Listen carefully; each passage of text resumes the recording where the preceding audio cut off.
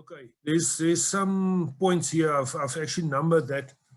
I think it's 1 to 7, and that I would like to share with you guys this morning. Cow movement and dry period length. Regrouping, regrouping induces social behavior. I think you should start with this, when you dry off the cows, you take her out of a normal team, she was maybe in milking team number 2 or 3, or feeding team number 2 or 3. Now suddenly you take her out and you put her with some other animals. This can have an effect on dry matter intake. And dry matter intake, if that's reduced, that will have an effect on your, eventually on your energy. The bullet there, regroup cows, preferably in batches, well in advance of parturition. I think that's very, very important, to regroup the cows well in advance. Consider reducing the dry periods from 7 weeks to 5 weeks. I know there's a lot of literature about that, a lot of writing about that. But that can overcome this problem, about the body condition score, that you don't get an increased body condition score. It can reduce the plasma NEFA levels. Less milk production can be expected, so that's a negative thing if you do this, one of the negative things. So one need to balance this. You can get an increased body condition score, you can get reduced plasma NEFA levels, but you will have a little bit less milk production. And I can again refer you to the article. It's not substantial, but if you multiply 2% loss in milk by 1,000 cows, eventually it becomes a lot of milk that you can lose there. And then earlier postpartum, first postpartum ovulation and reduction in ovular cows may be expected. So that's something, if you reduce it from 7 weeks to 5 weeks. But yeah, there's a lot of it's quite a controversial subject, this. People will say, you need to have a cow. I always work on the 250s. A cow should be a minimum of 50 days dry, and you can only inseminate her 50 days after calving. That's something that I've always communicated to my farmers. The prepartum diet formulation, this is where your nutritionist will come in. Low energy intake prepartum led to higher milk production, but the beta-hydroxybutyric acid was the same compared to cows with high energy intake. Protein intake, over and under feeding did have an impact. I think it's important, the over and under feeding. In Afrikaans, they say there's only two tis, is te voet en te perd. As jy te veel gaan en te min gaan, dan het jy 'n probleem. So you will have a problem with over and under feeding. So this is, I think this is where the nutritionists need to come in. But you need to understand, dry cow feeding, you need to understand fresh cow nutrition and then feeding, and then sit down with the nutritionist and ask him, especially if you do pick up, because in the end is, you will be the person that's going to pick up this and then see that there's a problem maybe with subclinical ketosis. Okay, point number, I just summarize some of the points here. I think that's important, potential disease process, deficient nutrients, excess nutrients, and then on the right-hand side, the associated disease. I'm not going to do this in detail. It's just for, it's quite a nice DD list. So you can see dystocia, usually what's the problem? Energy, deficient energy, deficient protein, excess. So energy, too little energy, too much energy. So you're sitting with an overfat cow there. There's a lot of fat in the birth canal. You're going to sit with dystocia. You're going to sit, in this associated disease, milk fever, the whole fat cow syndrome. Milk fever, calcium, magnesium, protein playing a role. Deficiency there. And then we're not going to talk about we will touch on anionic salts a little bit later on.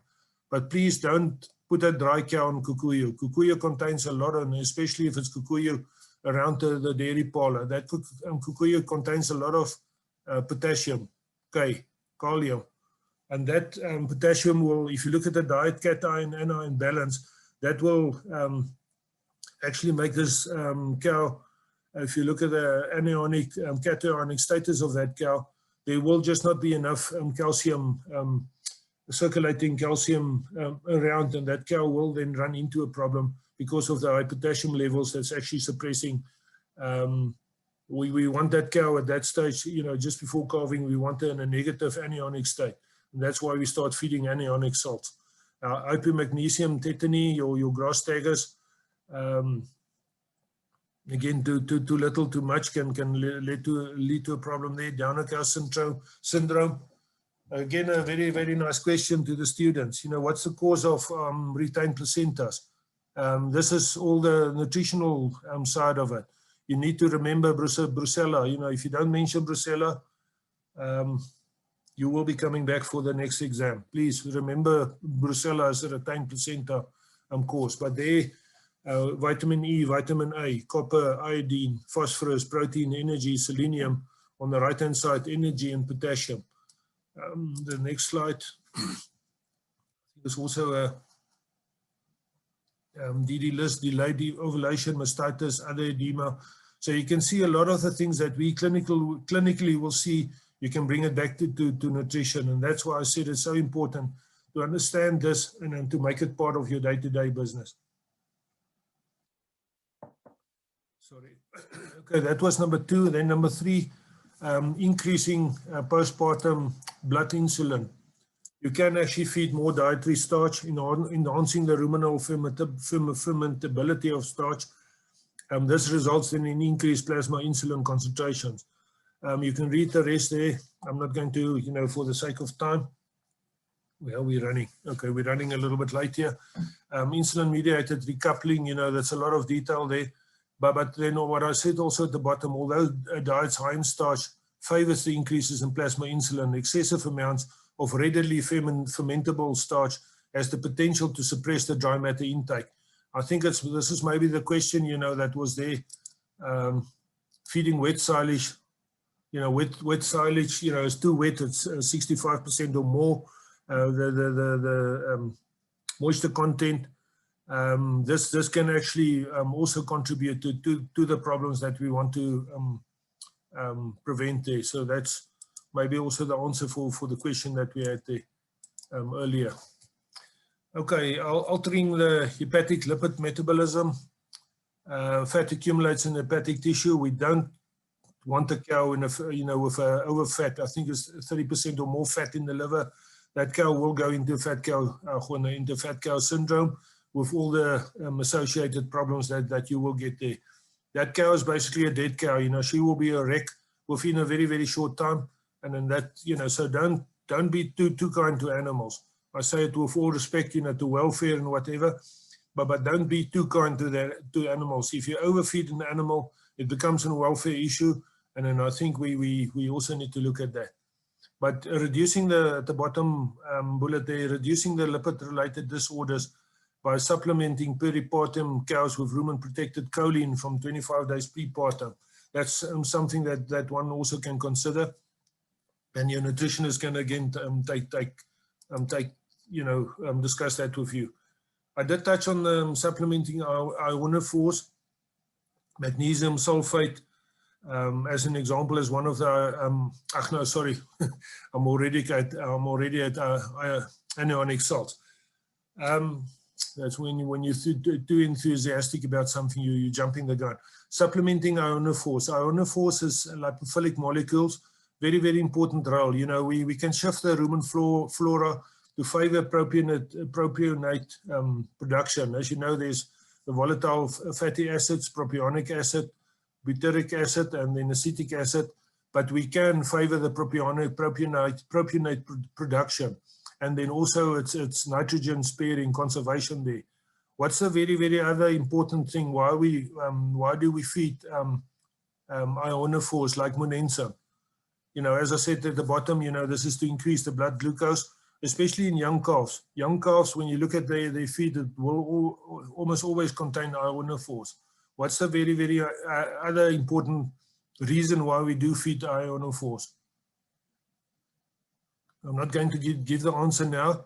I assume we're all still awake, and please put your questions there. You know, it's for an organism that you do find in cows and also in calves, and it can cause quite a lot of diarrhea. So think about it, and then please put your answers there. I'll just remember me to get back to the answer later on.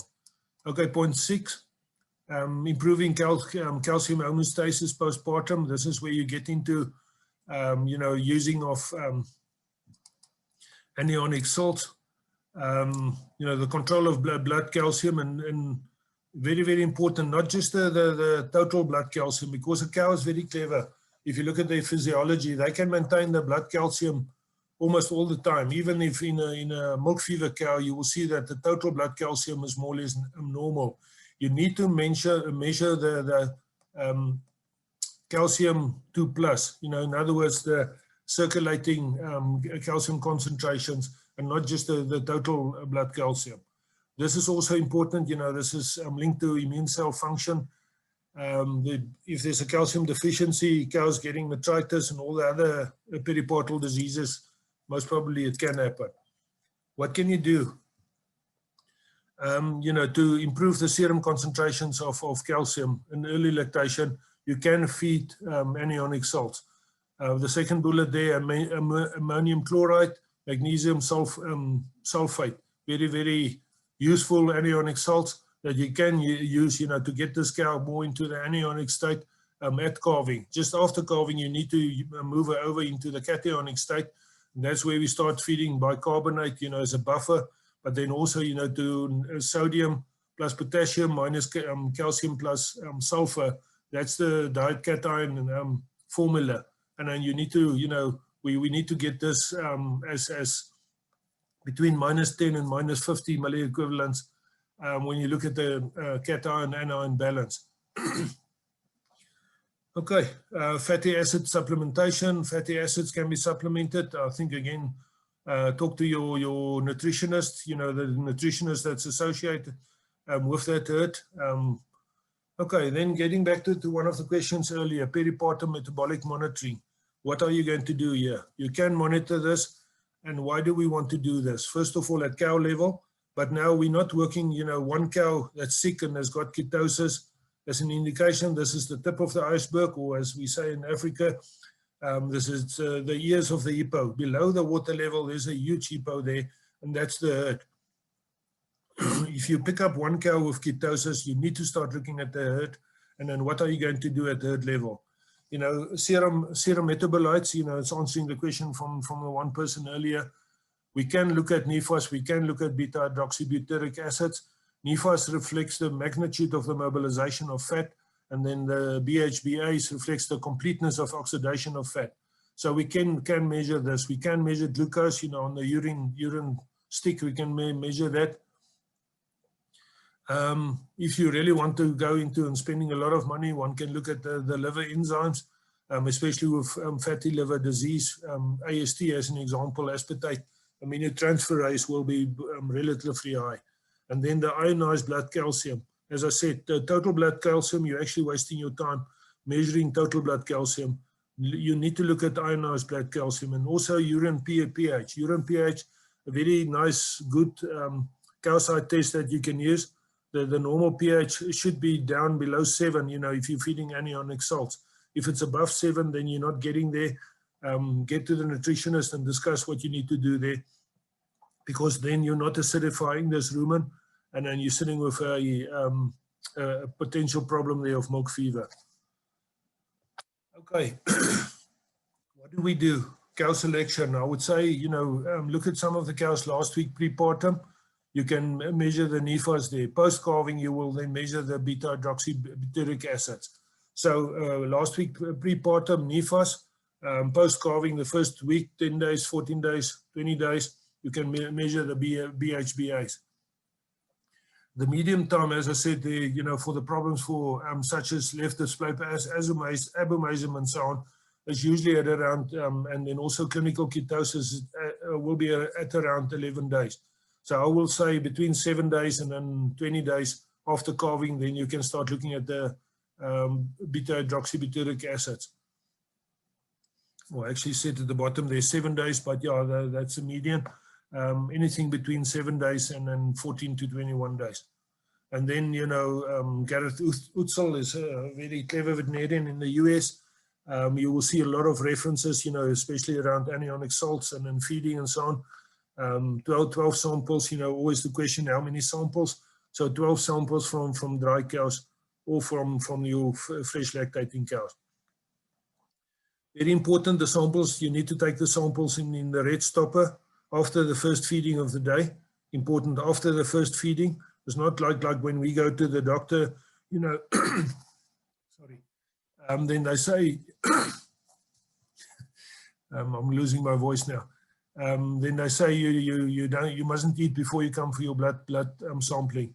Take the samples in the red stopper without any hemoglobin, anything, you know, that will artificially elevate the measurements.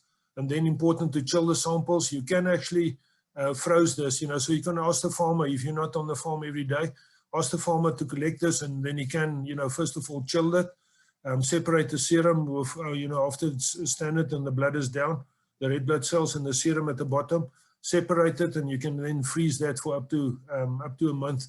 So next time when you pitch there, you can just collect that, take it to the laboratory.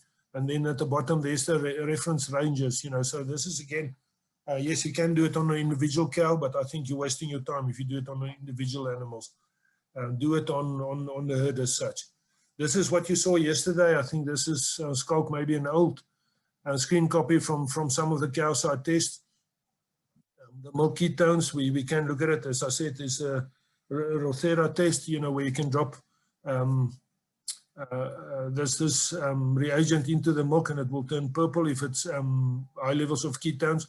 Urine ketones, it's highly sensitive, but it's poorly specific. You know, a negative test will rule out ketosis, but a positive test could be incorrectly interpreted. It could be something else. So, yes, you can use it, but I think you need to use something else. And then, you know, and I think the important thing is on the left-hand side there, you know, as they said here, to review the intake of balance of energy fractions, nutrient, energy, and protein supplement. You know, there's a lot of what Skulk showed us yesterday. This should be part of your consultation armor that you're going to use out there to make a diagnosis. Okay, then the herd level, you know, the postpartum NEFAS, I'm going to leave this for you to read at your own leisure and in your own time. Prepartum NEFAS, you know, a herd alarm, if it's more than 0.3 milliequivalents in 15% of the animals, there's a problem in that herd. Postpartum, all the time, you know, the herd alarm, I will even take this down to 10 or 5%. You know, if it's at 5%, I think you need to start looking at it. But if it's above 15%, you've got a problem in that herd. Okay, interpretation, high prepartum, you know, there's a low dry matter intake, high postpartum NEFAS, too low energy. This is again some of the things that Skulk also shared with you, you know, from Stumbook or Statbook yesterday.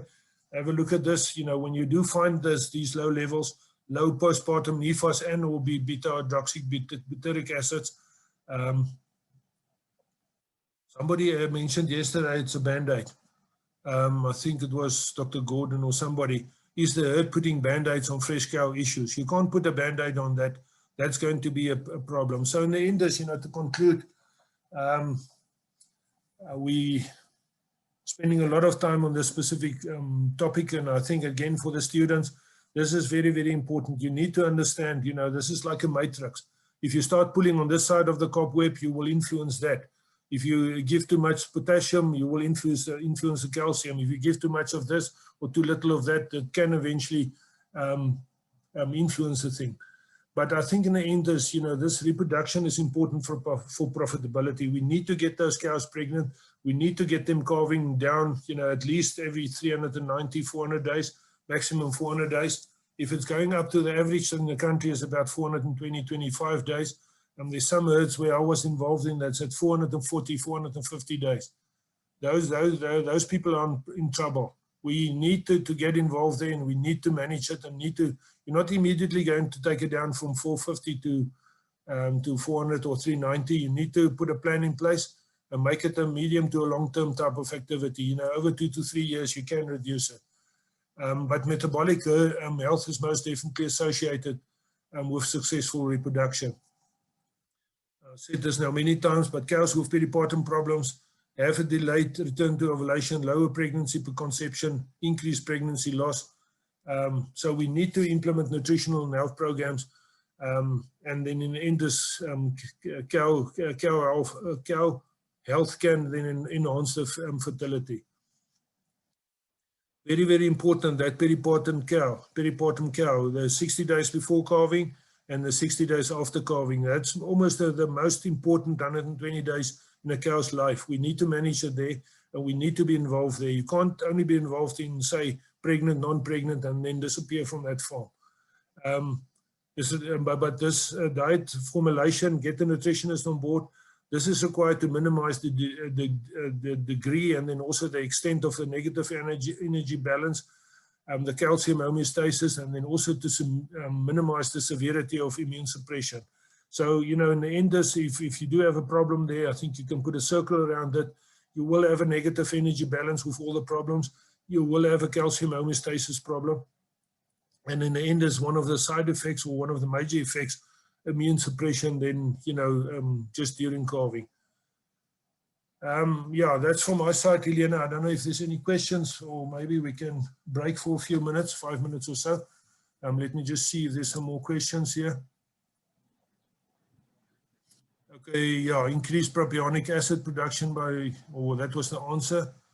Taryn is asking, can we get the slides? Yes, Taryn, I will send it to you. And then Olabile, I think I did answer your question there. I don't know, Helena, is there any more questions in the chat room?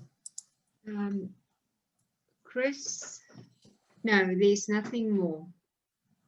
Okay, Gabriella and Kyle, you can break for 5 minutes. The rest of the people need to stay here. The answer is correct. As I said, protein sparing or nitrogen sparing for ionophores. And then the important thing there, coccidiosis.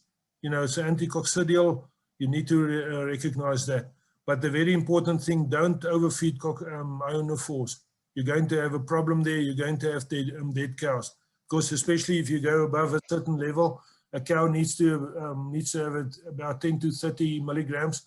If you go above that, you will have a dead cow, but because it's highly toxic, and Dr. Neil Fourie will share that with you on Friday. I spend many hours in in legal proceedings, defending as an expert witness, when it comes to ionophore toxicity. Please don't overdo it there. I think.